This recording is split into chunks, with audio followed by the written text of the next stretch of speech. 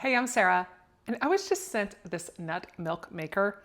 This is going to be great because I can't have a lot of lactose, so this is a great way to incorporate any sort of nut milk, whether it's almond milk, soy milk, or you can even make different fruit juices and things like that. It comes with a nice little recipe book and a user guide, so it tells you everything you need to know. You also have a nice little bag to be able to hold your little strainer if you wanted to strain out some of the extra little debris from the nuts. You have that, and a little dish pad here to be able to clean it all up. Super easy to clean up. Everything is very self-explanatory.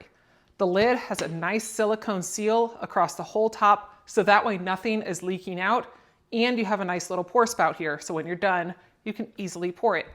Now I'm gonna bring you in here close so we can take a look at it, and then we're gonna make up some almond milk. So here it is up close. You've got a 44-ounce capacity. So you can actually see on here you have a cold beverage capacity of 37 ounces and a hot beverage capacity of 27 ounces. You have your minimum capacity, and everything is all just right here. This is a nice little touch screen right here. So when you touch on the power button, it illuminates all of your options. And then as you go through, you have 7 different choices of things to make and a self-clean. So you just scroll through here and decide which one you want to do. If you are doing a nut milk, you can actually delay start it up to 12 hours. So that is amazing. So that way it allows those nuts to then have as much flavor as you want to have on there. You can then cancel it by pressing your stop button again. I've already measured out my almonds. Now I'm going to take this off, add in the almonds, and I have been soaking them.